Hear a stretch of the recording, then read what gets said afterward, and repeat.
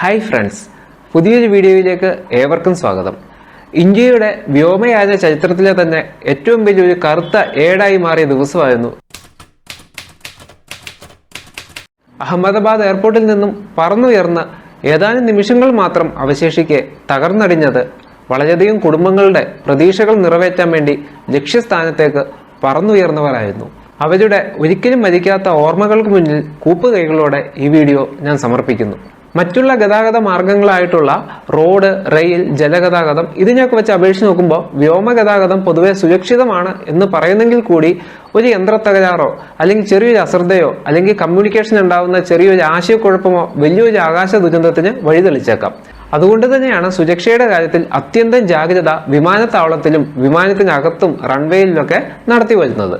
ഇനി ഒരു വിമാനം ടേക്ക് ഓഫ് ചെയ്യുന്നതിന് മുമ്പ് നൂറുകണക്കിനുള്ള ടെക്നിക്കൽ പാരാമീറ്റേഴ്സ് പൈലറ്റും കോപൈലറ്റും ഇരുന്ന് വെരിഫൈ ചെയ്ത് അത് അവർ ATC ആയിട്ട് കമ്മ്യൂണിക്കേറ്റ് ചെയ്ത് ATCയുടെ അനുമതി ഉണ്ടെങ്കിൽ മാത്രമേ വിമാനം പറന്നുയരാൻ അനുവദിക്കത്തുള്ളൂ. ഇതൊക്കെ കൂടാതെ തന്നെ വിമാനത്താവളത്തിന്റെ ആ ലോക്കലായിട്ടുള്ള കാലാവസ്ഥ എന്താണ്, അതുപോലെ പക്ഷികളുടെ സാന്നിധ്യമുണ്ടോ, എന്തെങ്കിലും ഡ്രോൺ പോലുള്ള ഫോറിൻ ഒബ്ജക്റ്റുകൾ വിമാനത്താവളത്തിന്റെ ദൂരപരിധിയിൽ വന്നിട്ടുണ്ടോ, പിന്നെ റൺവേയുടെ സ്റ്റാറ്റസ് എന്താണ്, റൺവേയിൽ എന്തെങ്കിലും ഡാമേജുകൾ സംഭവിച്ചിട്ടുണ്ടോ, ഇതെല്ലാം വളരെയധികം ഗൗരവത്തോടെ നോക്കി വെരിഫൈ ചെയ്തതിനു ശേഷമാണ് ഓരോ വിമാനം പറന്നുയർന്നതും ലാൻഡ് ചെയ്യുന്നതും. ഇതുപോലെ ഓരോ ചെറിയ കാര്യങ്ങളിൽ പോലും അത്യന്തം ജാഗ്രത പുലർത്തുന്നതുകൊണ്ടാണ് വലിയ ഗുരുതരമായിട്ടുള്ള ഒരു വിമാനാപകടം ഉണ്ടാകുക എന്നുള്ളത് അപൂർവങ്ങളിൽ അപൂർവമെന്ന് പറയപ്പെടുന്നത്. ഇനി അങ്ങനെ ഒരു ഗുരുതരമായിട്ടുള്ള ഒരു അപകടത്തിൽ പെടാനുള്ള സാധ്യത എന്ന് പറയുന്നത് വെറും 1% താഴെയാണ്. പക്ഷെ നിർഭാഗ്യവശാൽ ആ 1% താഴെ സംഭവിക്കുന്ന ഗുരുതരമായിട്ടുള്ള അപകടങ്ങളിലെ തീവ്രത അല്ലെങ്കിൽ അതിന്റെ ആഘാതം എന്ന് പറയുന്നത് പറഞ്ഞറിയിക്കാൻ പറ്റാത്തതായിരിക്കും. ഇനി നമ്മൾ വിമാന അപകടങ്ങൾ പരിശോധിക്കുകയാണെങ്കിൽ ഏറ്റവും കൂടുതൽ അപകടങ്ങൾ ഉണ്ടാകുന്നത് ഒരിക്കലും ആകാശത്തിന്റെ നടുക്ക് വെച്ചല്ല, അതായത് ഒരു മിഡ് എയർ ജേണിയിലല്ലാന്ന് നമുക്ക് വളരെ വ്യക്തമായിട്ട് തന്നെ കാണാൻ സാധിക്കും. കൂടുതലും നമ്മൾ ടേക്ക് ഓഫ് ചെയ്യുമ്പോഴോ അല്ലെങ്കിൽ ലാൻഡ് ചെയ്യുന്ന സമയത്താണ് അപകടങ്ങൾ ഏറ്റവും അധികം സംഭവിക്കാറുള്ളത്. സാധാരണഗതിയിൽ നമ്മൾ കാണുന്ന ആകാശത്തിൽ കാണുന്ന വിമാനം ഏകദേശം 30,000 മുതൽ 40,000 അടി വരെ ഉയരത്തിലാണ് പറക്കുന്നത്. അത്രയും ഹൈറ്റിൽ നിൽക്കുമ്പോൾ പക്ഷികൾ വന്ന് ഇടിക്കാനുള്ള സാധ്യത വളരെ കുറവാണ്. അതുപോലെ തന്നെ എന്തെങ്കിലും ഒരു അപകടം ഉണ്ടായാലും ഗ്ലൈഡ് ചെയ്ത് അടുത്ത എയർപോർട്ടിലേക്ക് ലാൻഡ് ചെയ്യാനുള്ള സാധ്യതകളൊക്കെ അവിടെ വളരെ കൂടുതലാണ്. ഇനി നമുക്ക് ഒരു വിമാനം ടേക്ക് ഓഫ് ചെയ്യുന്നതിന് മുമ്പ് അപകട സാധ്യത എത്രത്തോളം ഉണ്ടെന്നൊന്ന് പരിശോധിച്ച് നോക്കാം. വിമാനം ടേക്ക് ഓഫ് ചെയ്യണമെങ്കിൽ നമുക്കറിയാം ഒരു പ്രത്യേക ദൂരപരിധിയിലേക്ക് അത് ഓടി എത്തേണ്ടതുണ്ട്. ഓടി എത്തിയതിനു ശേഷമാണ് അത് പതുക്കെ ക്ലൈംബ് ചെയ്ത് കയറുന്നത്. അപ്പോൾ ആ ഒരു ദൂരപരിധിക്കുള്ളിൽ എന്തെങ്കിലും രീതിയിലുള്ള ഒരു യന്ത്രത്തകരാർ കണ്ടാൽ, അതായത് അത് ഒരു ലിഫ്റ്റ് ഓഫിന് മുമ്പാണ് യന്ത്രത്തകരാർ കാണുന്നത്, റൺവേയുടെ ഒത്തിരി ദൂരം ഓടിയിട്ടില്ലെങ്കിൽ കൂടി നമുക്ക് ATCയുടെ അനുമതിയോടുകൂടി വിമാനം അടിയന്തരമായിട്ട് നിർത്തിയിടാൻ സാധിക്കും. അപ്പോൾ അങ്ങനെ ഒരു ചാൻസ് കൂടിയുണ്ട്. ഇനി അതല്ല, വിമാനം ടേക്ക് ഓഫ് ചെയ്ത് അത് മാക്സിമം ത്രസ്റ്റ് കിട്ടി ഒരു പർട്ടിക്കുലർ റേഞ്ചിൽ എത്തിയതിന് ശേഷമാണ് ഇങ്ങനൊരു തകരാറ് സംഭവിക്കുന്നെങ്കിൽ പോലും വിമാനം ഗോ റൗണ്ട് എന്നുള്ള ഒരു പ്രൊസീജിയർ നടത്തി വീണ്ടും അതേ വിമാനത്താവളത്തിൽ തന്നെ U-ടേൺ അടിച്ച് റൺവേയിൽ ഇറക്കാൻ സാധിക്കും. അപ്പോൾ ഇങ്ങനെയൊരു പ്രൊസീജിയർ കൂടി ഉള്ളതുകൊണ്ട് തന്നെ നമുക്ക് ടേക്ക് ഓഫിന് തൊട്ട് മുമ്പോ അല്ലെങ്കിൽ പൂർണ്ണമായിട്ടുള്ള ഒരു ടേക്ക് ഓഫിന് ശേഷമോ നമുക്ക് വളരെ സേഫായിട്ട് വിമാനത്തെ തിരിച്ചിറക്കാൻ പറ്റുന്നതാണ്. എന്നാൽ ഇവിടെ സംഭവിച്ചത് ഇതിന്റെ രണ്ടിന്റെ ഇടയ്ക്കുള്ള ഒരു അവസ്ഥയായിരുന്നു. അതായത് പൂർണ്ണമായിട്ട് ടേക്ക് ഓഫ് ആയോ അതുമില്ല, അതുപോലെ തന്നെ റൺവേ എന്ന് കംപ്ലീറ്റ് വിടുകയും ചെയ്തു. അപ്പോൾ ഇങ്ങനെയൊരു അവസരത്തിൽ എഞ്ചിന് പൂർണ്ണമായിട്ടുള്ള ഒരു ത്രസ്റ്റ് ജനറേറ്റ് ചെയ്യാൻ സാധിക്കാത്തതുകൊണ്ട് തന്നെ അത് ഫെയിലായി താഴത്തേക്ക് പതിക്കുമായിരുന്നു. അപ്പോൾ ഈ ഒരു അപകടത്തിന് ശേഷം പല രീതിയിലുള്ള അഭ്യൂഹങ്ങളും വന്നു. അതായത് വിമാനത്തിന്റെ ഫ്ലാപ്പിന്റെ പൊസിഷൻസ് കറക്റ്റ് അല്ലായിരുന്നു, അതിന്റെ വിന്യാസം ശരിയല്ലായിരുന്നു, അതുപോലെ തന്നെ പക്ഷികൾ ഇടിക്കാനുള്ള സാധ്യത, രണ്ട് എഞ്ചിനും ഹൈജാക്ക് ചെയ്യപ്പെട്ടോ, സോഫ്റ്റ്വെയറിൽ എന്തെങ്കിലും എറർ വന്നോ, ഇന്ധനത്തിന്റെ തകരാറ്, ഇങ്ങനെയൊക്കെയുള്ള പലതരത്തിലുള്ള അഭ്യൂഹങ്ങൾ വന്നെങ്കിലും ഇന്നും കൃത്യമായിട്ടുള്ള ഒരു കാരണം വ്യക്തമായിട്ടില്ല. അപ്പം അങ്ങനെ ഒരു കാരണം വ്യക്തമാവാത്ത സ്ഥിതിക്ക് നമ്മളൊരു അഭിപ്രായം പറയുന്നത് ഒരിക്കലും ശരിയല്ല, അത് ഉചിതവുമല്ല. അതുകൊണ്ട് തന്നെ ഇതിന്റെ യഥാർത്ഥത്തിലുള്ള ഒരു കാരണം കണ്ടുപിടിക്കണമെങ്കിൽ അവിടെ സാക്ഷിയായിട്ട് ഒരാൾ, വിശ്വസിക്കാൻ പറ്റിയ ഒരു സാക്ഷിയായിട്ട് ഒരാൾ മാത്രമേ കാണത്തുള്ളൂ. അതാണ് വിമാനത്തിന്റെ ബ്ലാക്ക് ബോക്സ്. അപ്പൊ ഇന്നത്തെ നമ്മുടെ വീഡിയോയിൽ ബ്ലാക്ക് ബോക്സിനെ പറ്റി അധികം ആരും പറഞ്ഞു തരാൻ സാധ്യതയില്ലാത്ത വളരെ ടെക്നിക്കലായിട്ടുള്ള ഒരു കണ്ടന്റാണ് ഉൾപ്പെടുത്തിയിട്ടുള്ളത്. അപ്പോൾ എന്തായാലും വീഡിയോ സ്കിപ്പ് ചെയ്യാതെ കാണുക. ഇതുപോലുള്ള നല്ല നല്ല ഇൻഫോർമേറ്റീവ് ആയിട്ടുള്ള വീഡിയോ നിങ്ങൾക്ക് ഇഷ്ടമാണെങ്കിൽ തീർച്ചയായിട്ടും ലൈക്ക് ചെയ്യാനും കൂട്ടുകാർക്ക് ഷെയർ ചെയ്യാനും മറക്കണ്ട. അപ്പോൾ എന്തായാലും നമുക്ക് ഒട്ടും താമസിക്കേണ്ട, നേരെ നമുക്ക് വീഡിയോയിലേക്ക് പോവാം.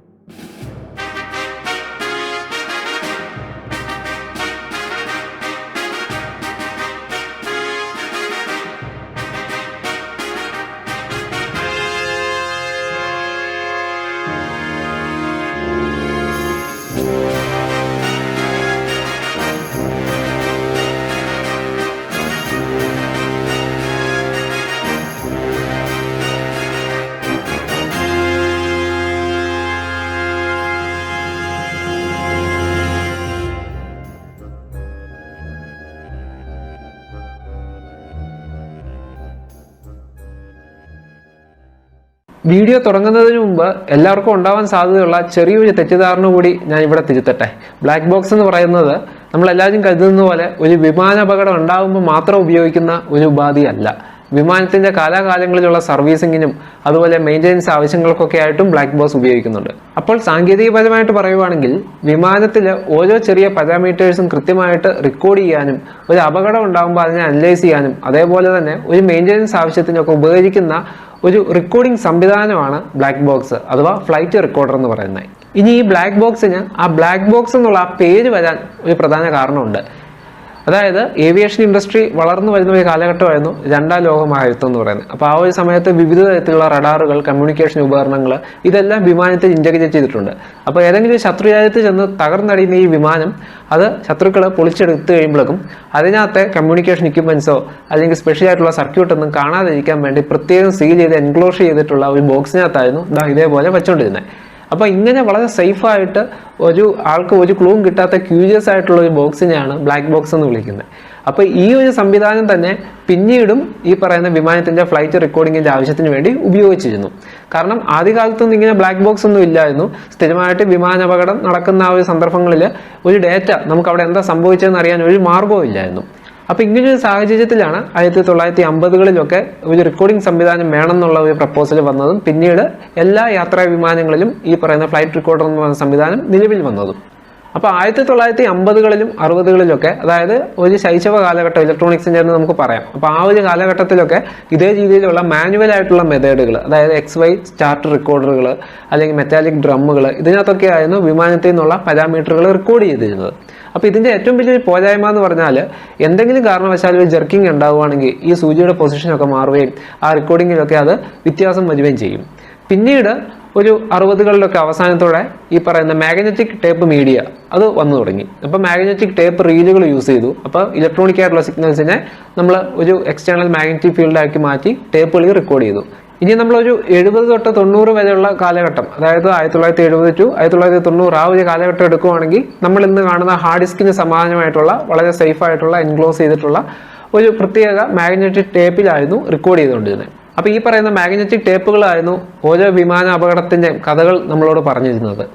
പിന്നെ 1990കളുടെ അവസാനത്തോടുകൂടി വലിയൊരു വിപ്ലവമാണ് ഉണ്ടായത്. ഈ ഹെവി ആയിട്ടുള്ള ഈ മാഗ്നറ്റിക് ഡിസ്കുകൾ മാറ്റി സെമി കണ്ടക്ടർ മെമ്മറികൾ, അതായത് സോളിഡ് സ്റ്റേറ്റ് മെമ്മറി, നമ്മൾ ഇന്നീ കാണുന്ന ഫ്ലാഷ് ഡ്രൈവ് അല്ലെങ്കിൽ മെമ്മറി കാർഡ് അതിനകത്തൊക്കെ ഉപയോഗിക്കുന്ന ടെക്നോളജികൾ വന്നു. അപ്പോൾ ആദ്യകാലങ്ങളിൽ ഏതാനും കിലോബൈറ്റ് സൈസ് മാത്രമേ ഉണ്ടായിരുന്നുള്ളൂ. പിന്നീട് അതൊക്കെ അപ്ഗ്രേഡ് ചെയ്ത് വളരെ നല്ല രീതിയിലുള്ള മെമ്മറി മൊഡ്യൂളുകളൊക്കെ ഈ ഫ്ലൈറ്റ് റെക്കോർഡിനകത്ത് ഉപയോഗിക്കാൻ തുടങ്ങി. അപ്പോൾ ഈ ഡിജിറ്റലൈസേഷൻ വന്നതോടുകൂടി വളരെ ഫാസ്റ്റായിട്ട് ഡാറ്റ റൈറ്റ് ചെയ്യാം, കൺവീനിയൻ്റ് ആണ്, മെക്കാനിക്കലായിട്ടുള്ള വൈബ്രേഷൻസ്, ഷോക്ക് ഇതൊന്നും അഫക്റ്റ് ചെയ്യത്തില്ല. അങ്ങനെ വളരെയധികം അഡ്വാൻറ്റേജുകൾ ഉണ്ടായി. ഇനി നമ്മുടെ ഈ ബ്ലാക്ക് ബോക്സിന്റെ ഫിസിക്കലായിട്ടുള്ള പാരാമീറ്റർ എടുക്കുകയാണെങ്കിൽ ഇതിന്റെ സൈസ് എന്ന് പറയുന്നത് ഏകദേശം 10x10x10 ഇഞ്ചസ് ആണ്. ഒരു അപ്രോക്സിമേറ്റ് സൈസാണ്.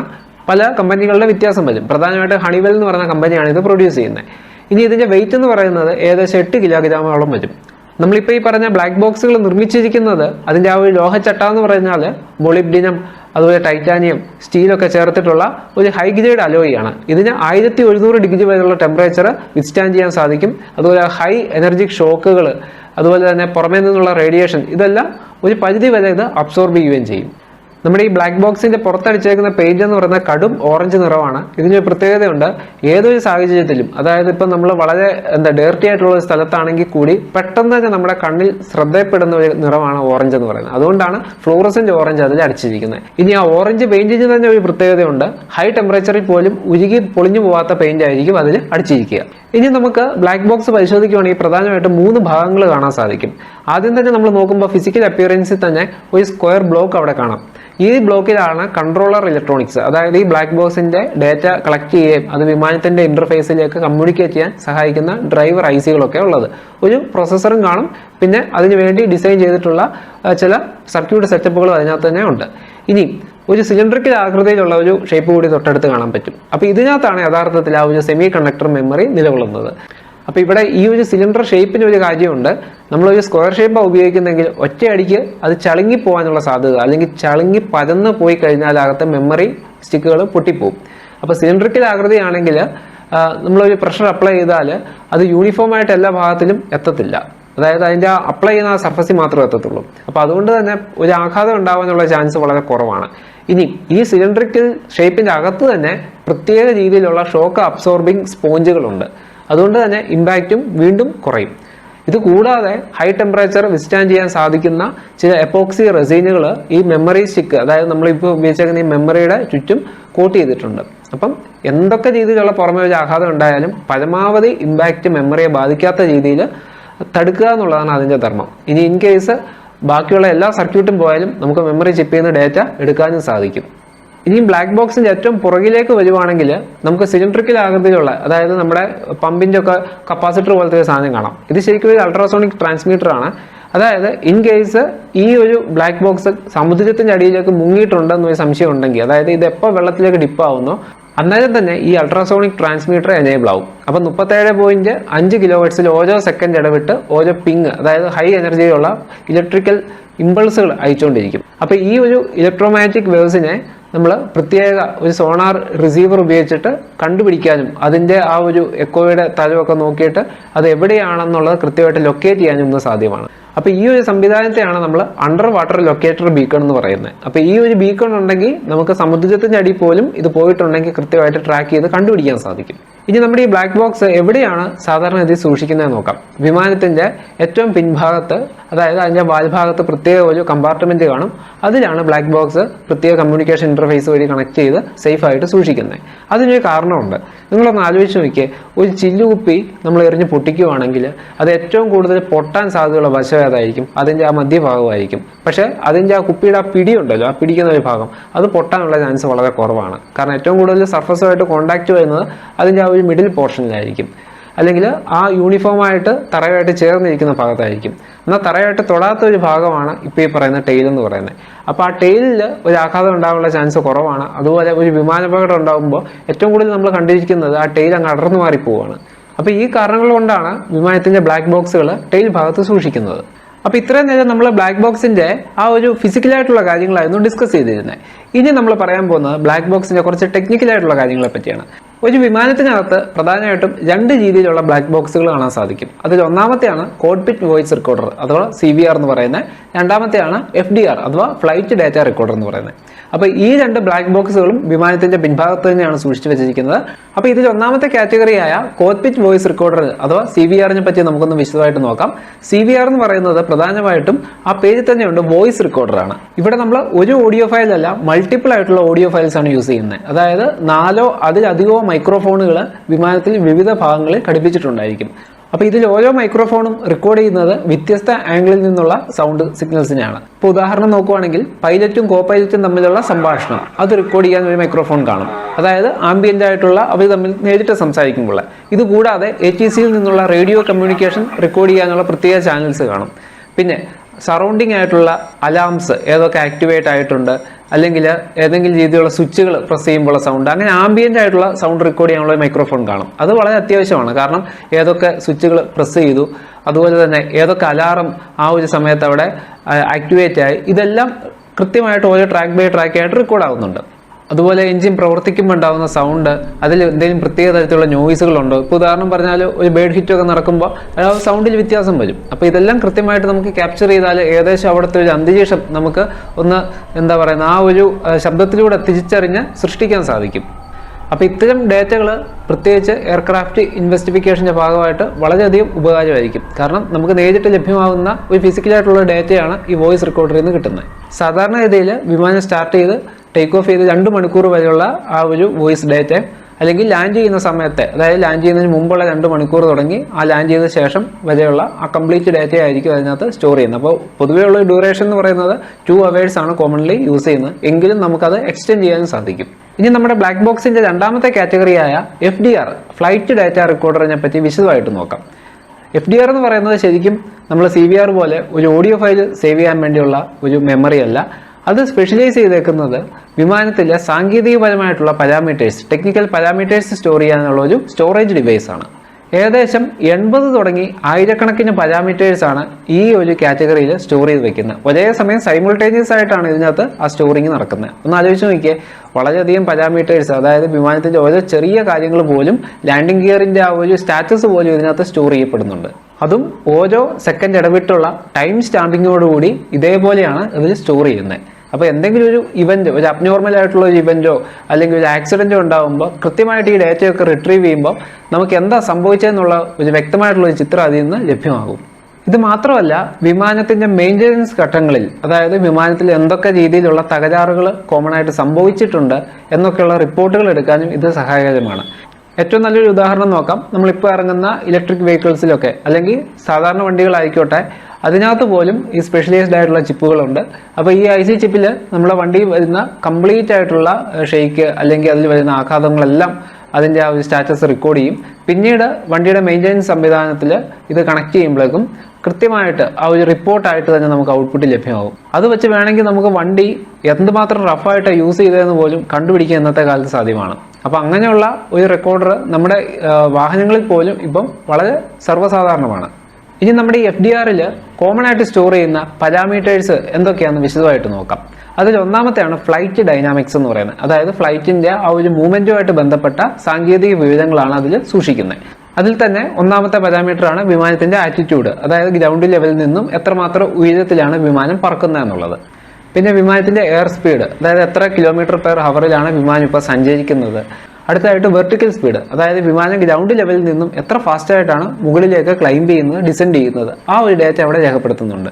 അതുപോലെ വിമാനത്തിന്റെ ഹെഡിങ്, അതായത് നോർത്തിൽ നിന്നും എത്ര ഡിഗ്രി ചെരിഞ്ഞിട്ടാണ് വിമാനം സഞ്ചരിക്കുന്നത്.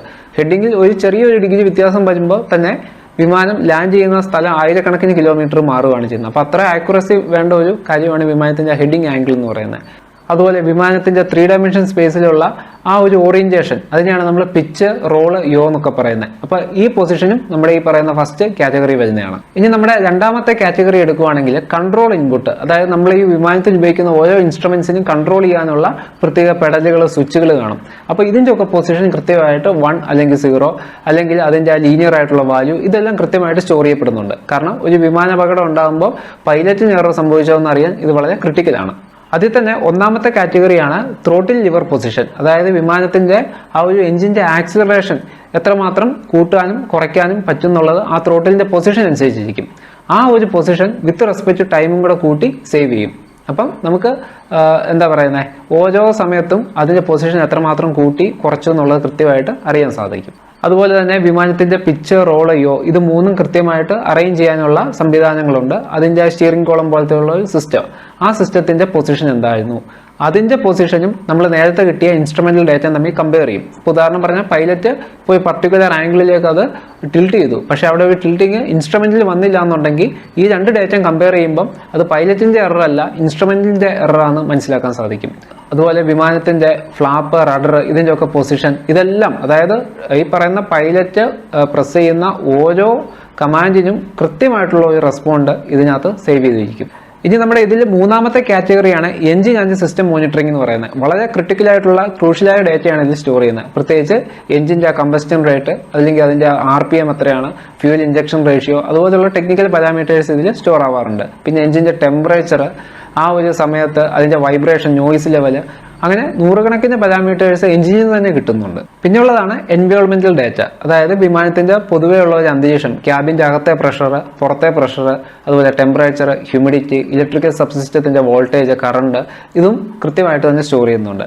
ഇനിയും ഇതിൽ അവസാനത്തെ കാറ്റഗറി നോക്കുവാണെങ്കിൽ എയർക്രാഫ്റ്റിൽ വരുന്ന വിവിധ തരത്തിലുള്ള മെസ്സേജുകൾ അല്ലെങ്കിൽ വാർണിങ്ങുകൾ സ്റ്റോർ ചെയ്യാനുള്ള സംവിധാനമുണ്ട്. അതായത് എന്തെങ്കിലും രീതിയിലുള്ള കൊളീഷൻ നടക്കാനുള്ള സാധ്യതയുണ്ടോ, അല്ലെങ്കിൽ തൊട്ടടുത്ത് ആ ഒരു പ്രോക്സിമിറ്റിയിൽ ഏതെങ്കിലും വിമാനങ്ങൾ കടന്നു പോയിട്ടുണ്ടോ, അതുമല്ലെങ്കിൽ നമ്മുടെ ഗ്രൗണ്ട് പ്രോക്സിമിറ്റി, അതായത് വിമാനങ്ങൾ ഈ പർവ്വതത്തിന് മുകളിലൂടെ ഒക്കെ പറന്നു പോകുമ്പോൾ ആ ഗ്രൗണ്ടും ഈ പറയുന്ന സെൻസറും തമ്മിലുള്ള അകലം കാൽക്കുലേറ്റ് ചെയ്തിട്ട് അതിൻ്റെ ഒരു സാമീപ്യം എത്രമാത്രം അത് അടുത്തൂടെ പോയിട്ടുണ്ട്, ഇതൊക്കെ കൃത്യമായിട്ട് സ്റ്റോർ ചെയ്യും. അപ്പോൾ ആ ഒരു സമയത്ത് വരുന്ന വാണിങ്ങിൻ്റെ സ്റ്റാറ്റസും, അതായത് വാണിങ് കൊടുത്തിരുന്നോ അല്ലെങ്കിൽ അതില്ലായിരുന്നോ, അല്ലെങ്കിൽ വാണിങ് കിട്ടിയതിന് ശേഷം അത് ഇഗ്നോർ ചെയ്തോ, അങ്ങനെയുള്ള എല്ലാ കാര്യങ്ങളും അതിനകത്ത് സ്റ്റോർ ചെയ്യാൻ പറ്റും. അപ്പോൾ ചുരുക്കി പറയുവാണെങ്കിൽ ഇത്ര കോംപ്ലിക്കേറ്റഡ് ആയിട്ടുള്ള ആയിരക്കണക്കിന് ഡേറ്റ സൈമിൾട്ടേനിയസ് ആയിട്ട് വളരെ ഫാസ്റ്റ് ആയിട്ടാണ് ഈ മെമ്മറി ചിപ്പിൽ സ്റ്റോർ ചെയ്യുന്നത്. അപ്പോൾ ഇവിടെ എന്തെങ്കിലും ഒരു പ്രത്യേക അടിയന്തര സാഹചര്യം ഉണ്ടായാൽ, അതായത് വിമാന അപകടമോ അല്ലെങ്കിൽ വലിയൊരു മെയിൻ്റെനൻസ് വേണ്ട ഒരു സന്ദർഭമോ ഒക്കെ വേണ്ടി വരുമ്പോഴേക്കും നമ്മൾ ഈ പറയുന്ന ഫ്ലൈറ്റ് ഡേറ്റ റെക്കോർഡർ FDR എന്ന് പറയുന്നത് പ്രത്യേകം ഒരു ഇന്റർഫേസ് വഴി കമ്പ്യൂട്ടറെ കണക്ട് ചെയ്തതിന് ശേഷം അതിൽ നിന്നുള്ള ഡേറ്റ റിട്രീവ് ചെയ്ത് ഒരു സ്പെഷ്യൽ സോഫ്റ്റ്വെയറിന്റെ സഹായത്തോടു കൂടി അവിടെ നടന്നത് എന്താണെന്നുള്ള ഈ പാരാമീറ്റർ വെച്ചിട്ട് 3D വിഷ്വലൈസ് ചെയ്ത് കാണിക്കും. അപ്പോൾ കൃത്യമായിട്ട് തന്നെ ആ ഒരു അപകടത്തിൻ്റെ ദൃശ്യം നമുക്ക് വിർച്വലായിട്ട് അവിടെ കാണിച്ച് ഒരു വീഡിയോ പ്ലേ ചെയ്യുന്ന രീതിയിൽ നമുക്ക് അവിടെ കാണാൻ സാധിക്കും.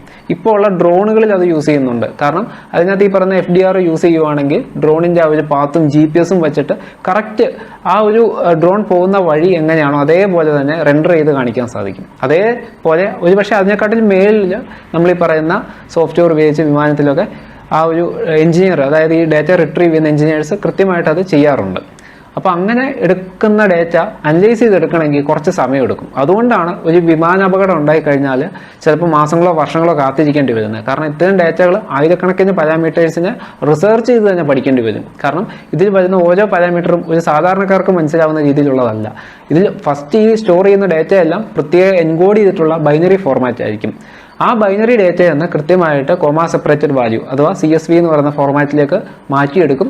എന്നിട്ട് ആ ഒരു റോ ഡേറ്റയാണ് ഈ സോഫ്റ്റ്വെയറിൻ്റെ ഓരോ വേരിയബിൾസിലേക്ക് ഇട്ടുകൊടുത്ത് ആ ഒരു ഫ്ലൈറ്റ് സിമുലേറ്റ് ചെയ്ത് കാണിച്ചു തരുന്നത്.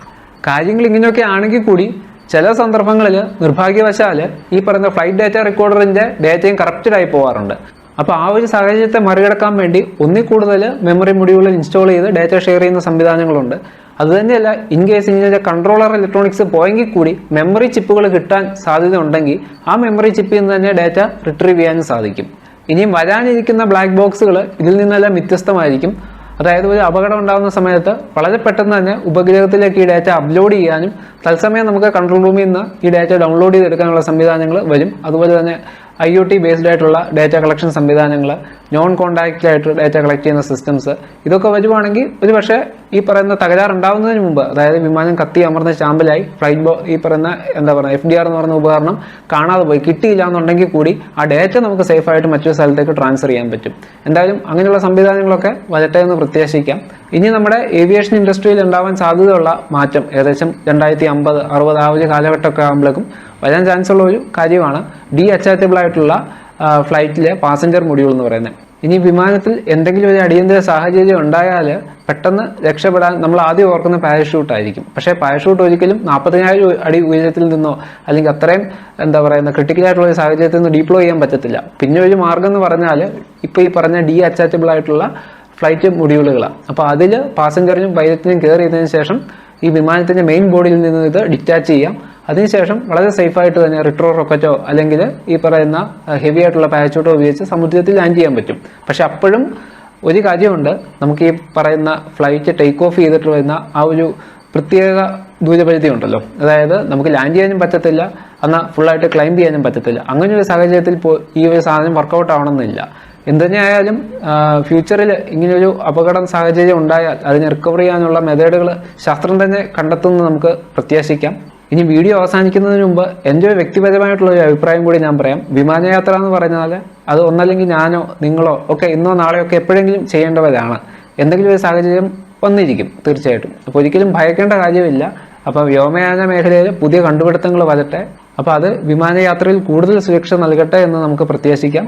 അപ്പോൾ ഇന്നത്തെ നമ്മുടെ ഈ ഒരു വീഡിയോ നിങ്ങൾക്ക് ഇൻഫോർമേറ്റീവ് ആയിട്ടുണ്ടെങ്കിൽ, യൂസ്ഫുൾ ആയിട്ടുണ്ടെങ്കിൽ തീർച്ചയായിട്ടും ലൈക്ക് അടിക്കാൻ മറക്കണ്ട. അതുപോലെ ഈ സാങ്കേതിക കാര്യങ്ങൾ താല്പര്യമുള്ള നിങ്ങളുടെ കൂട്ടുകാർ കൂടി ഷെയർ ചെയ്യുക.